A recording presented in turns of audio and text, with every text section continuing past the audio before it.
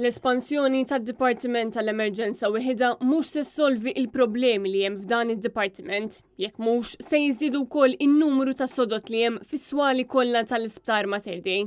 Hekk saħaq il-President tal-Assoċjazzjoni Medika Maltija Martin Balzan hekk kif kummenti mal-Gazzetta Times of Malta wissa wkoll li jekk is-sodot fis-swali mhux se jiżdiedu minkejja li jiġu rilaxxati mill-emerġenza dawn se jispiċċaw ikollhom jistennew xorta biex jingħataw iżjed trattament jekk ma jkunx hemm sodot fejn joqogħdu fis-swali. Balzan spjega li l-problema tal-ispazju u s-sodot fl-Isptar Mater Dei mhijiex problema biss tad-Dipartiment tal-Emerġenza, imma hija problema fl-isptar kollu u jekk il-problema tal-ispazju se tissolva biss fid-Dipartiment tal-Emerġenza, ftit li xejn se jibbenefikaw il-pazjenti.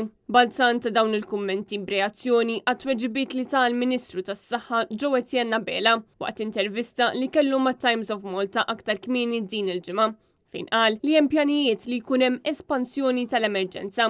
Wara li bosta kienu dawk li jilmentaw li qed idumu jistennew l-emerġenza għal iktar minn 12 siegħa. Martin Balzan spjega li l-Ministru Bela għandu ħafna x'jagħmel jekk irid ipatti għal 10 snin li fihom il-popolazzjoni splodiet u d-domanda għas-servizzi mediċi żdiedet ukoll waqt li d-dipartimenti tas-saħħa baqgħu staġnati. Dwar l-Isptar San Luqa l-Ministru Bela qal li dan għandu jiġi użat flok id-Dipartiment tal-Outpatients u d-Day Surgery. Però bla dubju ta' xejn li dan se jkun proċess twil hekk kif dan l-isptar tħalla fi stat diżastruż wara li l-Gvern tal-Labor daħal f'dil fraudalenti ma' Vitals u Stewart.